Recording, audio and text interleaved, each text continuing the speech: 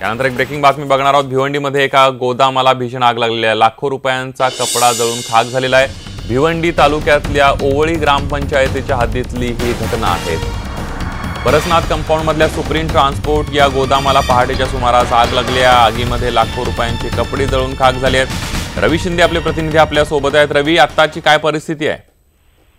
अच्छा, ही जी आग आहे ती पारसनाथ कंपाऊंड मधील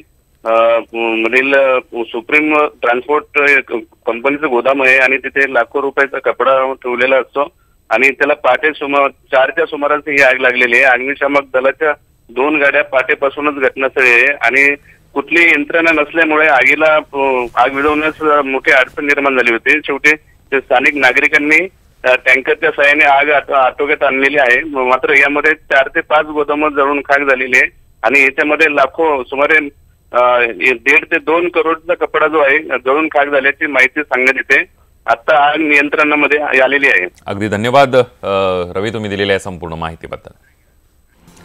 नमस्कार, मी स्वाती गोडसे। आपण पाहताय न्यूज 18 लोकमत स्पीड न्यूज या बुलेटिन मध्ये आपल्या सगळ्यांचं स्वागत। अनेक महत्त्वाच्या बातम्यांचा वेगवान आढावा घेणार आहोत। मात्र सुरुवातीला जायकवाडी धरणासंदर्भात या घडीची मोठी बातमी। जायकवाडी धरणातील पाणीसाठा आता 99.15% पोहोचलाय। त्यामुळे या धरणातून आता पाण्याचा विसर्ग सुरू केला जाणार आहे। साधारण सकाळी 10च्या सुमारास धरणातून पाणी सोडण्यासाठी सुरुवात केली जाईल आणि त्या दृष्टिकोनातून या ठिकाणची यंत्रणा सज्ज असल्याची देखील माहिती मिळते आणि एकूणच आता विसर्ग सुरू होईल आणि त्या दृष्टिकोनातून गोदावरी नदी काठावरील गावांना सावधानतेचा इशारा आधीच देण्यात आलेला आहे। तर 17,000 क्युसेकनं पाण्याची या ठिकाणी आवक सुरूच असल्याचं बघायला मिळतंय। तर साधारण 10च्या सुमारास या धरणातून पाण्याचा विसर्ग होऊ शकतो। सिद्धार्थ गोदाम आमचे प्रतिनिधी अधिक तपशील देत आहेत। सिद्धार्थ, साधारण किती वेगाने पाण्याचा विसर्ग होईल आणि कशा पद्धतीनं यंत्रणा सज्ज झाली आहे?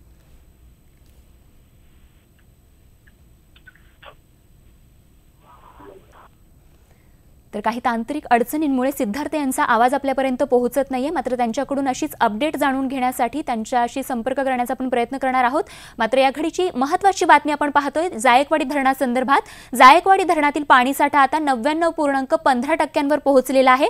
त्यामुळे आता या धरणातून पाण्याचा विसर्ग जो आहे तो केला जाणार आहे आणि त्या दृष्टिकोनातून यंत्रणा सज्ज झाली असून साधारण 10च्या सुमारास पाणी सोडण्यात येणार आहे आणि गोदावरी नदी काठावरील गावांना आधीच सतर्क राहण्याचा सावधानतेचा इशारा देखील दिलेला आहे। जायकवाडी धरण भरलेलं आहे, त्यामुळे निश्चितच आनंदाचं वातावरण आहे आणि आता धरणाचा पाणीसाठा वाढलाय, त्यामुळे या धरणातून विसर्ग देखील सुरू होणार आहे। धरणामध्ये 17,000 क्युसेकनं पाण्याची आवक सुरू आहे। तर सध्याच्या घडीचा पाणीसाठा आता 99.15% पोहोचलाय। आणि बातमीसोबतच आणखीन एक महत्त्वाची बातमी आहे या क्षणाची। भाजपची महाजनादेश यात्रा काल पुण्यामध्ये होती आणि यावेळी शहरामध्ये भर रस्त्यावरतीच अनेक अनधिकृत होर्डिंग्स उभारण्यात आल्याचं बघायला मिळालं। त्यामुळे पुणेकरांना मनस्ताप सहन करावा लागला।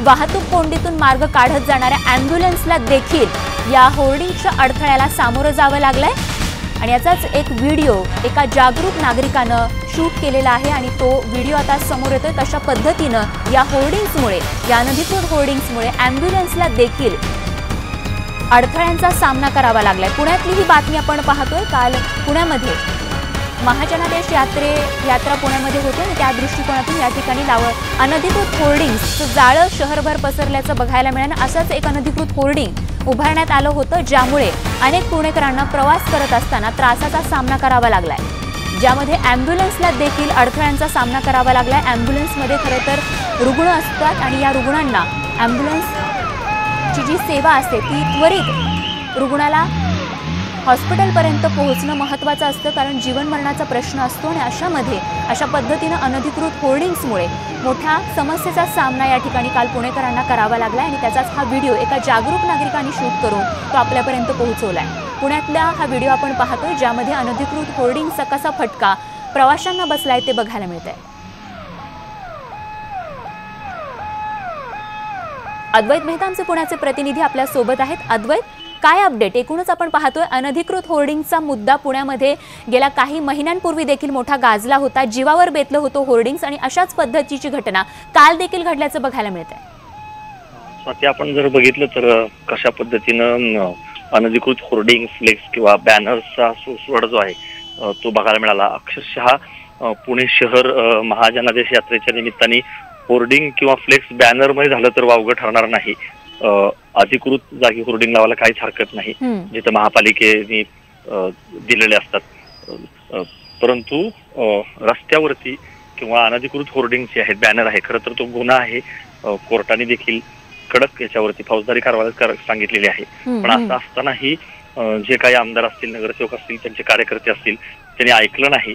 आणि आपण पाहिलं की काल महाजनादेश यात्रेच्या निमित्ताने जेव्हा मुख्यमंत्री फडणवीस हे पुण्यामध्ये आले तेव्हा त्यांचं स्वागत करण्यासाठी जे काही सगळे फलक लागले होते त्यातल्या काही फलकांमुळं अँब्युलन्सला सुद्धा वाट काढता आली नाही. म्हणजे एकतर कर्वे रोडवरती मेट्रोचं काम सुरू आहे, त्या मार्गावरून महाजनादेश यात्रा जाणार होती, त्यामुळं पोलिसांनी देखील तिथे खबरदारी घेतली होती.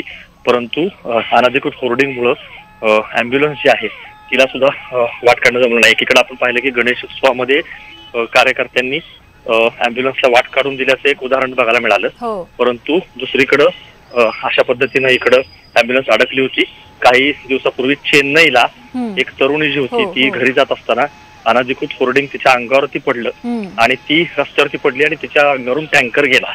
अशी घटना चेन्नईची ताजी असतानाच पुण्यासारखं शहर जिथं सुद्धा प्रचंड वाहतूक कोंडी आहे, दुचाकीवरून प्रवास करण्याचं प्रमाण जास्त आहे, आपण अशा घटनेची वाट पाहणार आहोत का असा सवाल विचारला जाऊ लागलाय. त्यामुळं हायकोर्टाचा आदेश असताना यंत्रणा काय करतात, महापालिका असेल किंवा पोलीस असेल, ते अशा हायकोर्टाच्या आदेशाचं पालन करत या ठिकाणी अनधिकृत होर्डिंग लावणाऱ्यांवरती कडक कारवाई केली जाते का हे पाहणं महत्त्वाचं ठरणार आहे. अद्वैत, धन्यवाद.